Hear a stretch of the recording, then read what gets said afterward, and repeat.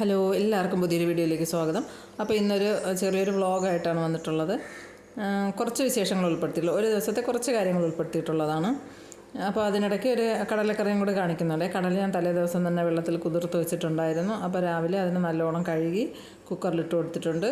സവാളയും ഇഞ്ചിയും പച്ചമുളകും, ഇഞ്ചി ചെറുതായിട്ടൊന്ന് ചതച്ചിട്ട് അതും പച്ചമുളകും എല്ലാം കൂടി ഇട്ട് ആവശ്യത്തിന് വെള്ളം ഒഴിച്ച് ഉപ്പ് ഒഴിച്ച് വേവിക്കാൻ വയ്ക്കാം. ഉപ്പ് ഞാൻ പൊടി ഇടുന്നതിനേക്കാളും എനിക്ക് വെള്ളത്തിൽ കലക്കിയിട്ട് അത് ഒഴിക്കുന്നതാണ് കുറച്ചും കൂടെ എളുപ്പം. കണക്കറിയാൻ പറ്റുന്നത് അങ്ങനെയാണ്. അതുകൊണ്ട് ഞാൻ വെള്ളമാണ് ഒഴിച്ചു കൊടുക്കുന്നത്.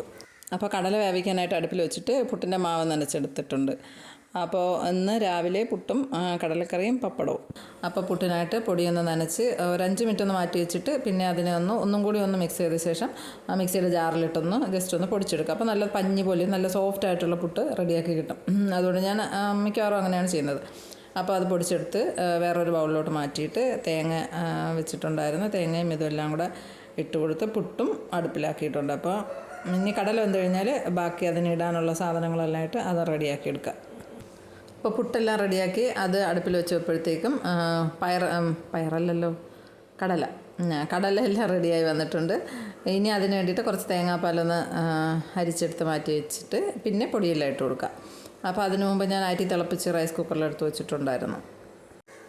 അപ്പോൾ കടല വേവിച്ചതിൽ നിന്ന് കുറച്ച് കടല എടുത്ത് മാറ്റി വെച്ച് കൊടുത്തിട്ട് പിന്നെ പൊടിയെല്ലാം ഇട്ട് കൊടുത്ത് മല്ലിപ്പൊടി, മുളക് പൊടി, മഞ്ഞൾപ്പൊടി, ഗരം മസാല ഇത് ഇത്ര ഇട്ട് കൊടുത്ത് നല്ലോണം ഒന്ന് ഇളക്കി ഒരു 2 മിനിറ്റ് ഒന്ന് അങ്ങനെ തന്നെ വെച്ച ശേഷം പിന്നീട് ആ പൊടിച്ച കടലയും കൂടി ഇട്ട് കൊടുത്തിട്ട് അത് മിക്സിയുടെ ജാറിലിട്ട് ജസ്റ്റ് ഒന്ന് പൊടിച്ചെടുത്താൽ മതി. അപ്പോൾ കറിക്ക് നല്ല കൊഴുപ്പ് കിട്ടും.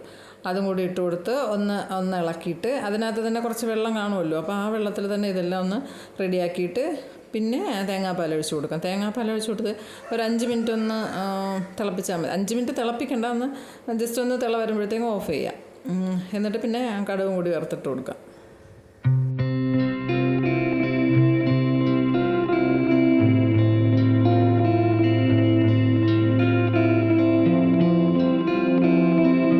അപ്പോൾ കടുക് വറുത്ത പാത്രത്തിൽ തന്നെ എണ്ണ ഒഴിച്ച് പപ്പടവും കൂടെ പൊരിച്ച് കൊടുത്തിട്ടുണ്ടായിരുന്നു. അപ്പോൾ ഇതായിരുന്നു ഇന്നത്തെ ബ്രേക്ക്ഫാസ്റ്റ്, പുട്ടും കടലക്കറിയും പപ്പടവും. അപ്പോൾ ബാക്കി വന്ന മാവ് പിന്നെ ഇതേപോലെ എടുത്ത് ഇതേപോലെ ഒരു ടിന്നിനകത്തിട്ട് ഫ്രിഡ്ജിൽ വെക്കാനായിട്ട് എടുത്ത് വെച്ച്, അപ്പോൾ ഞാൻ ഇതേപോലത്തെ ടിന്നൊന്നും കളയൂല. എന്തെങ്കിലും വാങ്ങിക്കൊണ്ട് വന്നാൽ അതൊക്കെ കഴുകി വെച്ചേക്കും, എന്തെങ്കിലും ഇതേപോലുള്ള ആവശ്യങ്ങൾക്ക് എടുക്കും. അപ്പോൾ ഞാൻ ഇങ്ങനെ എന്തെങ്കിലും ഫ്രിഡ്ജിൽ വെക്കുമ്പോഴത്തേക്കും പിള്ളേർ വന്നിട്ട് ഫ്രിഡ്ജ് തുറന്ന് നോക്കുമ്പോഴത്തേക്കും ഐസ്ക്രീം എന്ന് പറഞ്ഞ് ഇതേപോലത്തെ ടിന്നൊക്കെ കണ്ടു കഴിഞ്ഞാൽ പെട്ടെന്ന് എടുത്ത് തുറന്ന് നോക്കുമ്പോഴത്തേക്കും അവർക്ക് ഇതേപോലെ എന്തെങ്കിലുമൊക്കെ ആയിരിക്കും.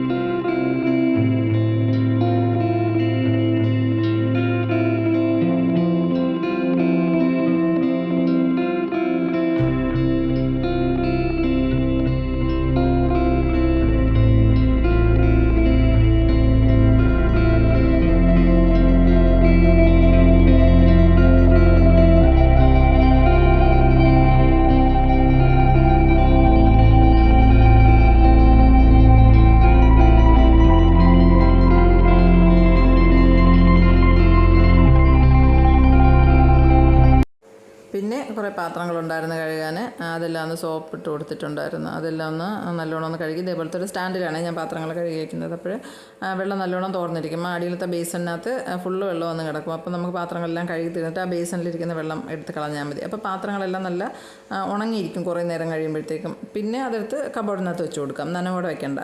ഇതാകുമ്പോഴത്തേക്കും നല്ല എളുപ്പമുണ്ട്. അതിനിടയ്ക്ക് ചോറും മീൻകറിയും മീൻ പൊരിക്കാനുണ്ടായിരുന്നു, അതുമെല്ലാം ഒന്ന് റെഡിയായി.